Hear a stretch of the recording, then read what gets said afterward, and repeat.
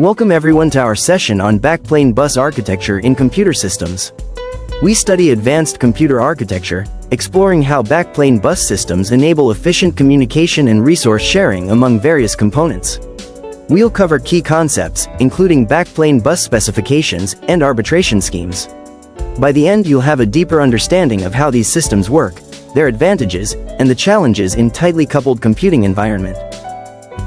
Our objective in this session is to understand and study backplane bus specification and arbitration schemes. Let us begin the session. In the context of advanced computer architecture, the backplane bus plays a crucial role in tightly coupled systems where the sharing of resources, such as processing elements, PEs, storage, and peripherals, is highly efficient.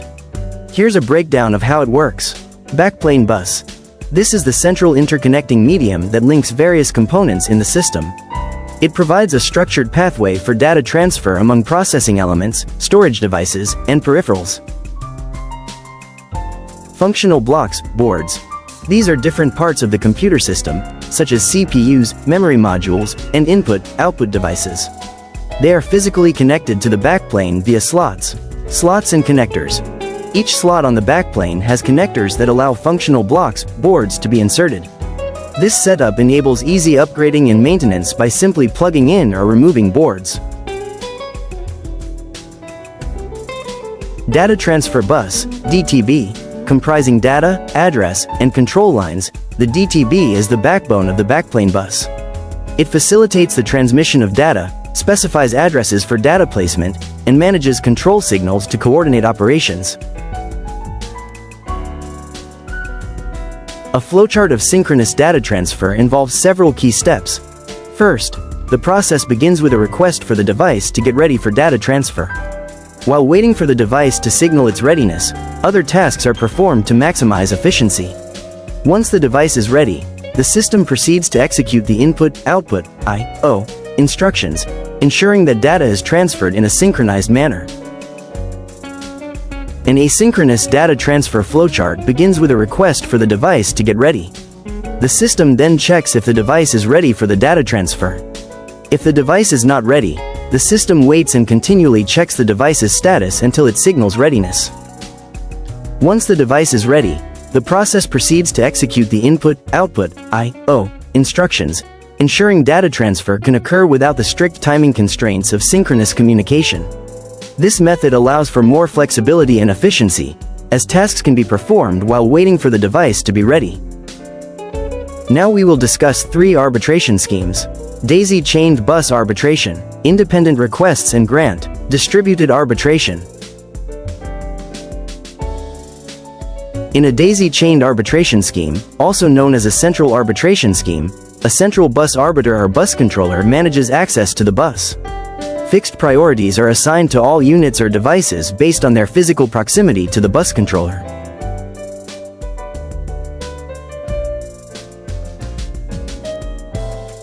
The unit closest to the bus arbiter is granted the highest priority, ensuring it gains bus access first. This hierarchical arrangement streamlines arbitration but may lead to priority inversion, where lower priority devices experience longer wait times due to the fixed priority system. This method ensures efficient control of bus access but can sometimes result in unequal access for devices farther from the controller. In a daisy-chained arbitration scheme, masters are linked in a cascaded manner, where a fixed priority is assigned from left to right. This means devices closer to the beginning of the chain have higher priority. If a higher priority device fails, it causes the entire chain of subsequent units to fail as well, disrupting the system. To restore functionality, the failed device must be removed or repositioned, ensuring that the system can resume normal operations with the remaining functional units. This setup emphasizes the importance of the correct functioning of higher priority devices for overall system reliability. The daisy-chained arbitration system boasts several advantages. Its simplicity is a standout feature, as the straightforward, sequential connection of devices makes it easy to implement and understand. This simplicity translates into low cost, as fewer components and less complex circuitry are needed. Additionally, the system requires a minimal number of control lines, which remains consistent regardless of how much the system expands or the number of master units added. This efficiency in control line usage helps maintain a tidy and manageable configuration, even as the system scales up, making it a cost-effective and scalable solution for managing bus access. In daisy chaining arbitration, there are several notable disadvantages. The primary drawback is that the priorities of the units are directly dependent on their physical location. Devices closer to the bus arbiter have higher priority, which can lead to unequal access and potential performance issues for units further away. Additionally, bus arbitration tends to be slow due to the propagation delay of the bus grant signal, meaning it takes time for the signal to travel through the chain.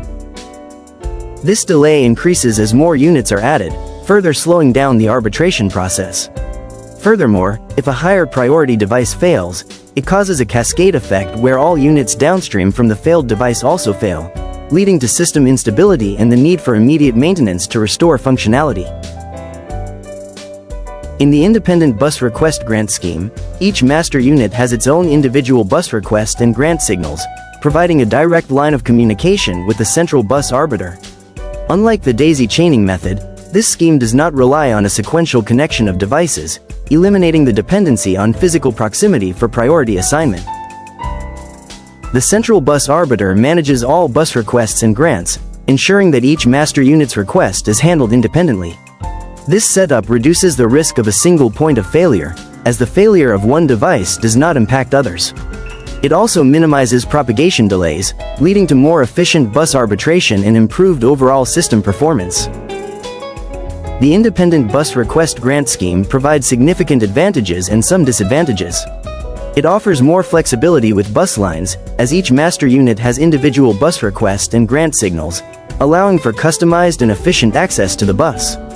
This leads to faster arbitration compared to the daisy chain system, as the central bus arbiter can manage each request without the delays associated with sequential arbitration. However, this scheme requires a larger number of arbitration lines, which can complicate the system's design. Additionally, the increased hardware complexity of managing multiple arbitration lines and ensuring proper coordination among units makes the system more challenging to implement and maintain.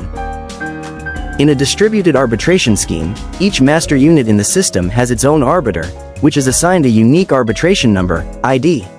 This ID is used to resolve conflicts when multiple units compete for access to the bus. During arbitration, each arbiter independently compares its ID with those of other competing units. The unit with the highest arbitration ID number wins the bus access, ensuring that it gains control. This decentralized approach to arbitration provides a more flexible and scalable system, as each unit can independently participate in the arbitration process without relying on a central arbiter, reducing the risk of a single point of failure and improving overall system performance. In a distributed arbitration scheme, each master unit on the bus has its own arbiter, and each arbiter is assigned a unique identification number, ID. When multiple units request access to the bus, they assert a start arbitration signal and place their IDs on arbitration lines 1. The unit with the highest ID number wins the bus access. This decentralized approach ensures higher reliability, as the bus operations are not dependent on a single device 1. It also provides flexibility and scalability, making it suitable for systems with varying traffic loads. Let's conclude. Backplane bus systems play a pivotal role in advanced computer architecture by providing a central interconnect that enables efficient communication and resource sharing among processing elements, storage devices, and peripherals. Their structured design, involving slots and connectors, allows for modularity and ease of maintenance. Key advantages of backplane bus systems include simplicity, scalability, and the ability to minimize control lines irrespective of system expansion. However, different arbitration schemes like daisy chaining and independent bus request grant systems have their own sets of trade-offs in terms of flexibility, speed, complexity, and reliability. Ultimately, backplane bus systems offer a versatile and scalable solution for managing data transfer and resource allocation in tightly coupled computing environments, balancing simplicity with the capability to handle complex tasks. Dear viewers, thank you so much for watching our videos. Your support means the world to us, and we hope you find our content both educational and informative. If you enjoyed this video and want to stay updated with more tech insights, tutorials, and discussions, please subscribe to our channel, iNet Tech Talk, for free. By subscribing, you'll never miss out on our latest uploads and you'll be part of our growing community. Stay tuned for more exciting content. Thank you.